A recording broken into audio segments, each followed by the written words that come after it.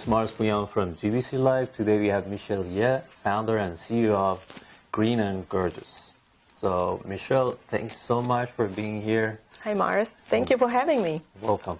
Before getting through the topic of today's session, we need you having your introduction, telling us about your greatest story. Oh, okay. I have been in the beauty and lifestyle industry for 25 years. Very good. Like I say, I started at age 12. So I used to work for U.S. companies in the States, and I was sent here 2008, 7 actually. And and I quit 2008, and then I started to start my own company called Green. At that time, it's called Mylohas Beauty, and the concept was having organic Sephora, like kind of chain store, bringing all the best natural beauty brands to China. Very good. And that went on for, we actually opened 14 stores. But unfortunately, because of regulation in the EU, they stopped letting natural brands into China because of animal testing requirements. So we had to transform our business into e-commerce. So it was a very painful transition in 2015 and 16. We almost didn't survive, but we stuck to it, and now we're mainly doing e-commerce. So my focus has been bringing great brands into China, because China has so much potential, and they need great quality, natural, healthy, safe products. And so this is what we've been doing in the past almost 9 years. Yeah. Next year will be our 10-year anniversary. But we also started to realize that we don't want to be just a distributor. We want to help the brands grow, while really be a strategic partner, long-term strategic partner. Very good. Yeah, because some of the brands that we really invest in marketing into, they got acquired by big companies, like P&G. So we realized that we really need to have a more strategic equity in the brand. So we started a brand called Bloom. The concept is to help smaller brands, but emerging brands to grow and help them become international brands more quickly. Okay. And so we're going to target brands from $1 to $5 million business from around the world, and to help them bring to China and become much bigger than they are. That's great. Green and Gorgeous. I mean, before that, it had another name, Mylohas. Mylohas, yeah. And then, what is the relation between Green and Gorgeous and the concept that you're pushing it? It's because you're going after organic product? Yeah. Sorry, I didn't really explain that. Because I've been in the cosmetic industry for 25 years, and the first 15 years in more traditional chemical brands. And then I moved to San Francisco in 1997, and I started falling in love with organic lifestyle. Nice. And so I started to eating more organic things, and I realized, wow, all the things that we put in cosmetics can be harmful and sometimes carcinogen.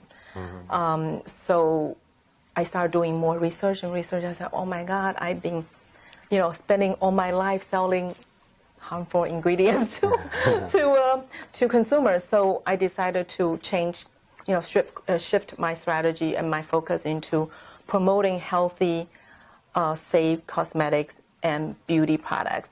Very good. So that's why it's called Green and Gorgeous, because being green is not good enough for a lot of, especially women. We still want to be gorgeous, and people think that a lot of green products, they used to be in granola, like very crunchy, very granola, not very sexy. And people want to be healthy and gorgeous at the same time. Yeah. You should not be like, if you want to be healthy, you have to look like granola. If you want to be pretty, you have to use chemicals.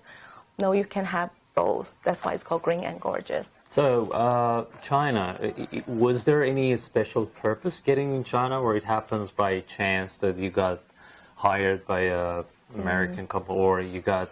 It's both. I've been in the international marketing arena since 1993. Yeah. I helped one of the biggest cosmetic company in America enter China in 1995. Yeah.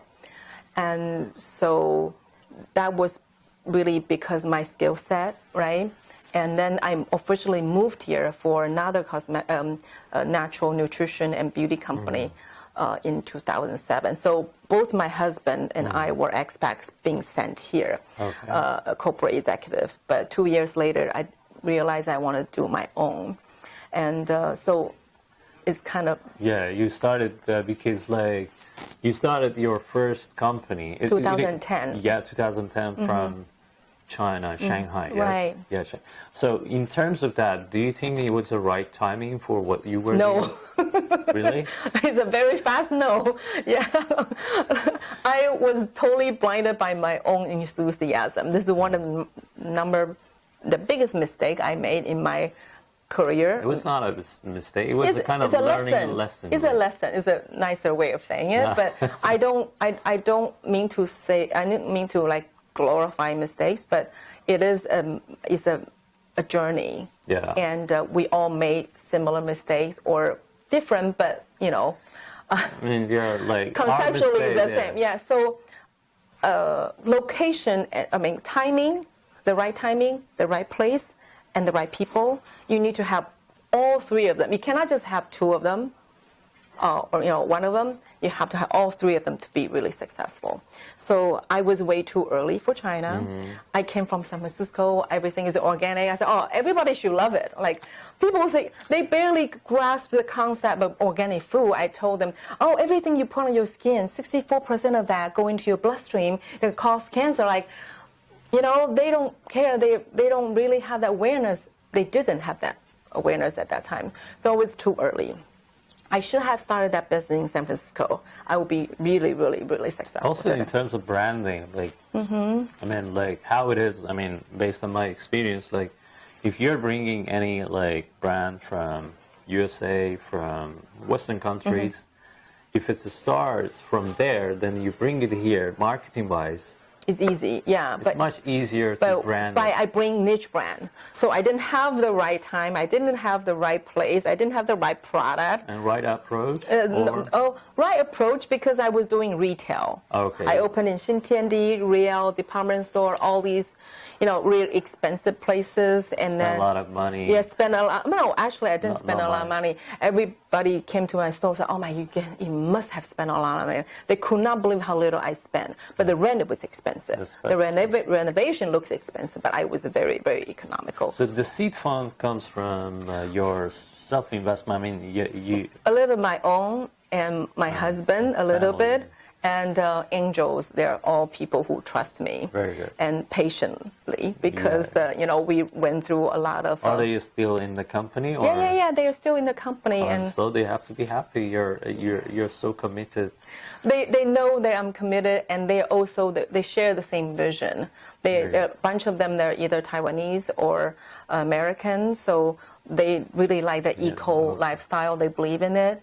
And so they also... knew that I'm really passionate about it, so yeah, they are very supportive. I'm very grateful. Yeah, that was beautiful. You said your mistakes and the mistakes and barriers. Okay, your mistake coming from some barriers that you might have. Okay, do we have any? I mean, beside of the points that you mentioned. Did you have, I mean, your barriers? Can you talk about I have so many those barriers? Most important ones. Regulation. Okay, regulation out there because of... out there and here. And here both. Because EU said that if you are in China, you must have done animal testing and you can't sell in China. But my argument is that I love animals. I have 7 cats. I rescue countless of cats and dogs, and I really love. My dream is to have a ranch and have several cottages, and all the animal lovers can come stay with me when I get old, and then I rescue and make them an animal sanctuary. What if you never get old? Oh, yeah, because you use my products, right? Thank you so much. But the problem is that because of regulation in China, that I care about the 1.3 billion people using toxic chemicals, and then everything they use on their shampoo they use, the body lotion and whatever, going to the drain and going to the river, to the ocean and kill all the fish, all the exfoliants that we use. The whole ecosystem is Yeah, getting and then also affected by exfoliator, that. they are microbees, and then they get eaten by fish, and then fish all die, and then we eat them. It's like terrible. So I really need to prioritize the 1.3 billion people, and that's a conscious decision I made. But I also respect each brand's decision, whether they want to do. Some of the brands decided to come in. They say we want to prioritize entering the market. So now all the big companies that are capturing the market share. So it's a give and take, and I know that every brand has their own philosophy, so we respect that. So if you are not ready to come in, if you're a cruelty-free brand, you can't do animal testing. We sell them through cross-border e-commerce. We ship from Hong Kong warehouse and then fulfill the orders for you. And that's still huge business. Yeah. Huge business. We launched one of the brands in Tmall last August, and we did some promotion. And by November, Double 11, we won 5,000 units of each shade. They could not make fast enough for us. You mentioned Double 11. Double 11 for our viewers. Oh. I just want to mention what is it? It's a single day in China. It's. But it's not limited to only single people can buy. Exactly. But 11th of November. So it's called 1111. It's all about single people. However, anyway, we have. It's our Black Friday, basically. Yeah, it is. And over 50% of sales can occur during that week. Yeah. So it's kind of crazy. Yeah. So earlier you mentioned that, based on that, I mean, your barriers, let's regulation. Regulation. Then, if you want to point out, is there any other barriers? I don't know the barriers or obstacles is the people and the marketplace, because people are so short term sometimes. Yeah. And maybe some of the investors just want to turn around and sell it. I have got approached by investors that I want to buy you and I want to turn you, inside out, and then go IPO in 3 years and then sell it off. And means they're going so there are for a lot of that, and very also short exit policy. Yeah, and also from marketing promotion standpoint, they sometimes they price cut and destroy the brand, and then they just want to make the money this year. And then the brand life cycle is very short in China, and that's not how I why I'm in the business. So do you see any future barrier as well? Like they were like those barriers that you face, but can you predict that you might have other barriers in future? Because our business is evolving, like I said, we're no longer just a trading company doing B2B, e-commerce and trading company. We are trying to go upstream by investing in the right brands. Oh, you want to be a kind of investors. Investing company, but we're a strategic partner. We are hands-on investor. We give you maybe $1 million. We help you. Million what? USD. USD, like 7 million RMB. Right. Very and good. then we help you grow in Asia. Very good. And help you become a truly global brand more quickly. You mean Asia first from China? Sorry, I interrupted China, you. Singapore, Hong Kong, Taiwan. But it starts from China, yeah? Yeah, it starts from China because the sheer size of it, and we have a team here. We have existing channels. Very good. But so we want to go upstream. We want to be a strategic partner for good brands that have great potential. And we also eventually will have probably incubate a few of our own brands. Very good. Very good. Yeah, so it's much more vertically integrated. So it's a very good approach. Like 2010, you started. Now it's 2019, and you're turning to be a kind of a fund for cosmetic and lifestyle. Plus, I think it's kind of related to health and beauty. Yes, health and beauty, which is beautiful. And I think. It's going to be a kind of very outstanding platform if you can build it up perfectly, which I believe that this is happening, and it's very good. I mean, beside of that, because this is product, this is a evolution of the company, the that you business made, model, the yeah. business model, and now you have, which is great. Let's move on to another aspect of as a woman entrepreneur. And did you see any difference, or do you see any difference between you as a woman entrepreneur and somebody who's man, or we can call it man entrepreneurship or woman entrepreneur? Do you see any difference? I think we have more commonality than differences. We all need the same thing. Yeah. It's a very lonely journey. Yeah. Okay. A simple idea alone is not enough. Everybody has so many ideas. Do you have the skill and the passion? You do have the skill to execute it. Do you have the network to support you? You have a support system, right? Yeah. Do you have the right people to help you, right? And do you have the money to survive and then thrive, right? So we all need the same thing, and doesn't matter. Doesn't matter you're man or woman, but women, I think, sometimes, because a lot of us, especially people from Asia, they tend to not have grown up being taught to like have the confidence, like you can do it, you know, aim high. I think I myself tend to aim small. Okay, so I only wanted to have a store chain. I didn't have a. Is it because of the confidence that historically, culturally, like the women, they think, okay, they cannot be like a man going to different level of either business or politics or XYZ. This is kind of controversial. I don't want to go I know through it's that controversial, but I don't mind, because I think everybody's different. Everybody's upbringing. I'm generalizing here, and based on my experience, I see all these women who have tremendous potential, but they dream smaller. And I made the same mistake. I dream small, and then when I meet people, they say, "Oh my God, you can do so much more." Like today, I went to a meeting before I came here.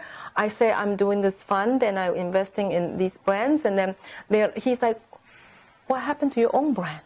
You are a brand yourself. If you do it, I invest in you." And I was like, "Oh, thank you so much," you know. So we have that tendency sometimes because the way we're brought up, and I don't think it's politically incorrect to say that. Because we started like women entrepreneurship, like startup competition, XYZ, like in China, like 3.5 years ago, and then over the course of these years, and I said, oh, okay, gosh. I mean, there shouldn't be any difference. I think, at that time maybe, I don't know, but I mean, there shouldn't be, in my opinion, there shouldn't be any woman entrepreneurship, because it should be equal. And then we have to learn, and we are in 2020 now, 21st century.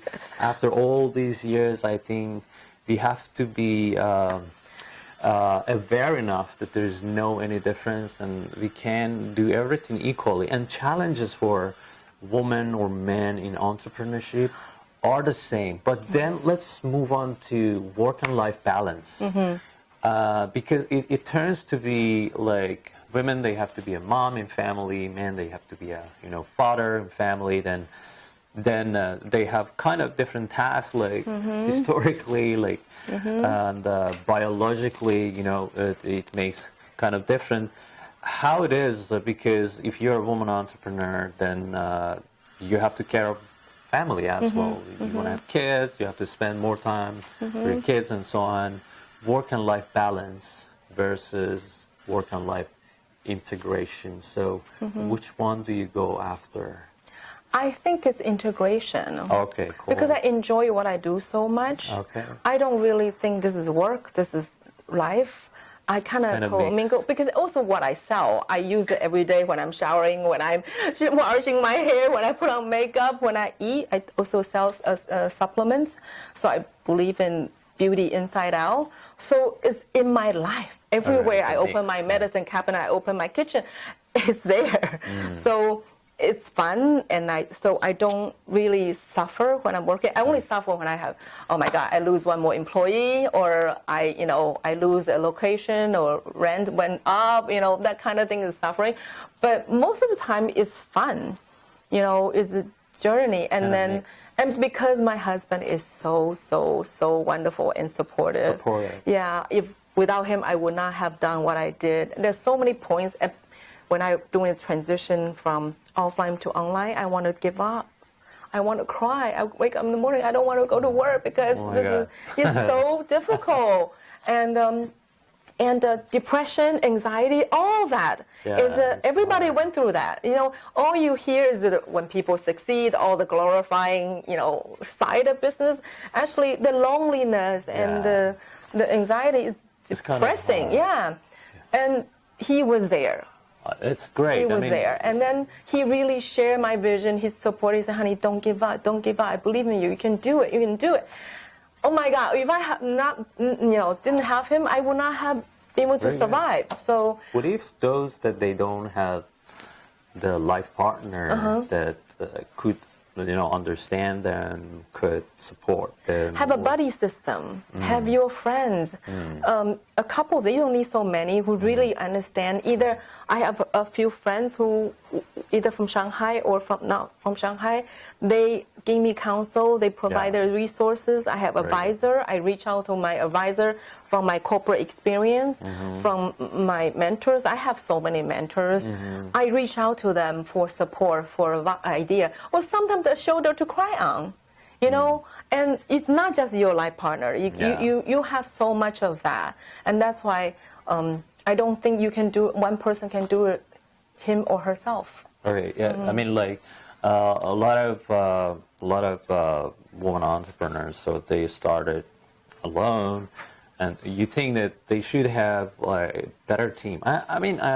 Let's not put women entrepreneur. Any entrepreneurs, any entrepreneur. They need a good team. So the priority. My question here is, we call it in a kind of a company, a startup. We have product, we have timing, as you mentioned, that they have to match with each other. At the right place. Yeah, right place, right people with you, which is defined as a team.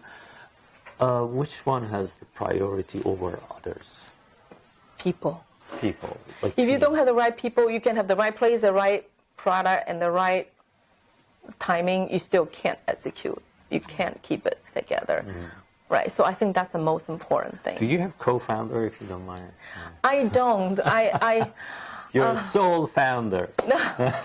It is a difficult decision. I've seen too many heartbreaking stories and best friends from childhood. Is it phobia? Is it a phobia for you? No, it's not. It's understanding human nature. That when it comes to ego, money, it can break a friendship. So you need to make sure that it's really, really the right people. And I wish I had a co-founder. At that time, I didn't. I chose not to. If I had it, I probably would be more successful, or I could have fallen more quickly. Faster. Yeah. Earlier. But the next time around, I probably will give a lot more equity to smaller minority co-founder as a team, not just one-on-one, because it could be triangular or like a four of us, and then one of us will be the lead, and that will be more balanced. Yeah. I think that's what I would do if I do it again. So you think that people matters, team matters, but that's the most important thing. So in terms of a team, now you're a kind of sole founder of the company and so on. Do you think in continue you're going to go through and...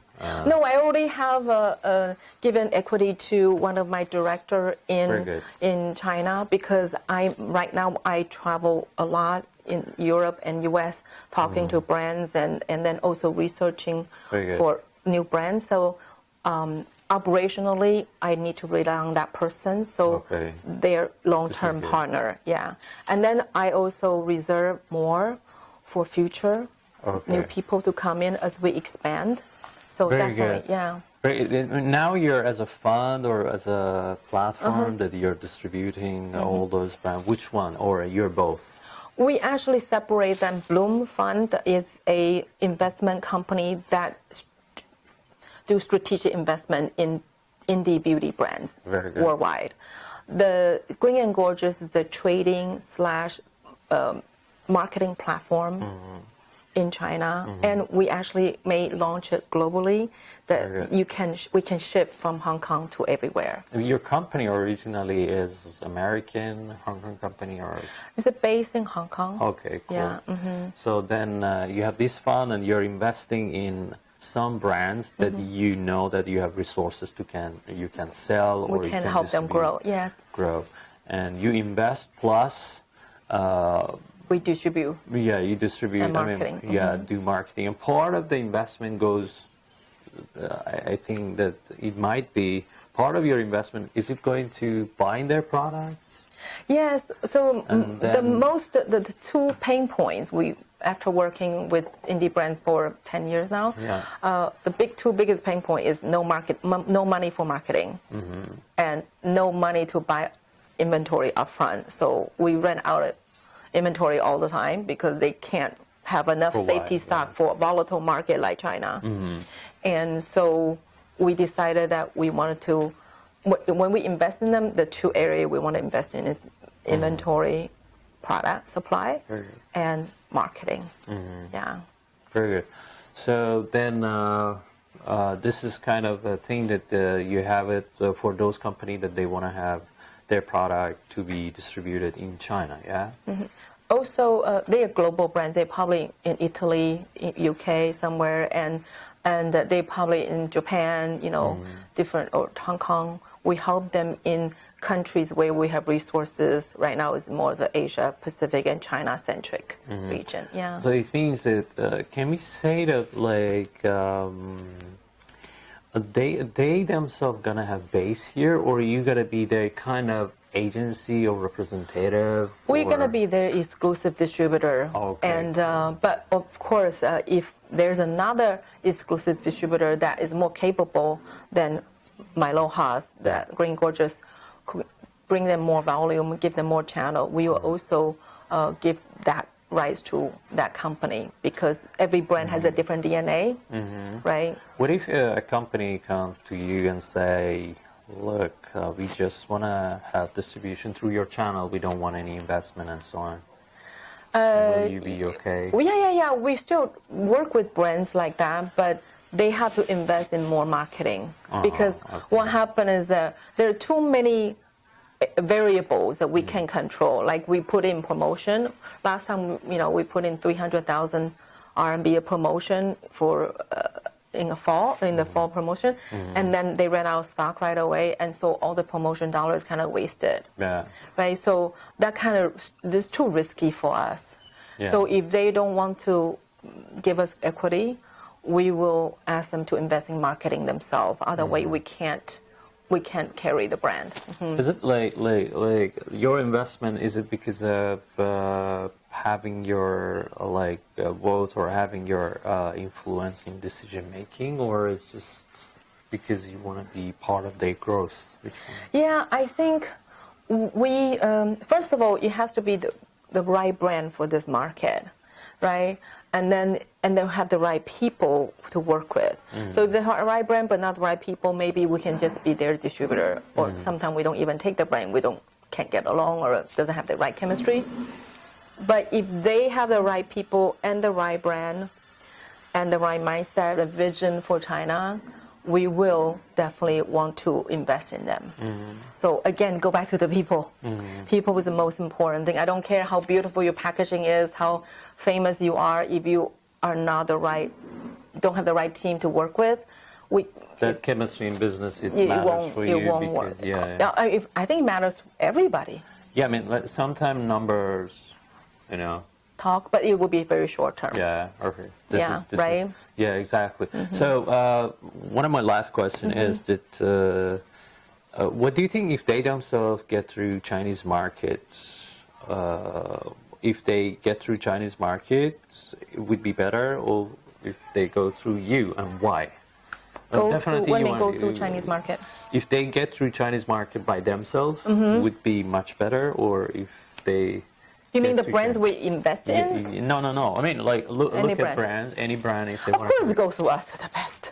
Crazy entrepreneurs. There's a community that we have. I love that name. Yeah. I think every entrepreneur has a little Yeah. craziness in them. Yeah. So, what do you think about crazy entrepreneurs and how entrepreneurs can be crazier than what they are now? I think dream big. Okay. I cool. think most successful entrepreneurs that dream big but focused.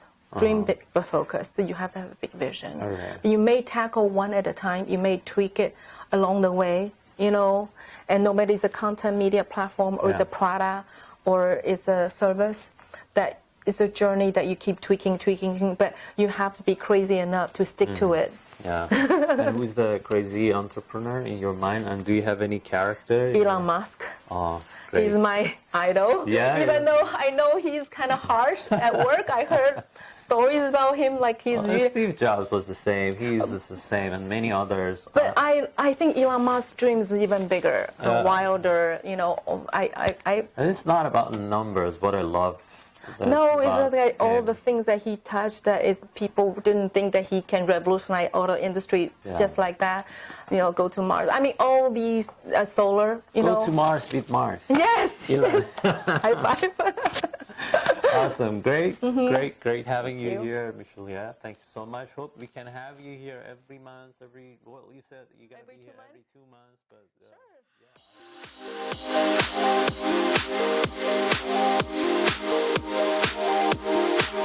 yeah.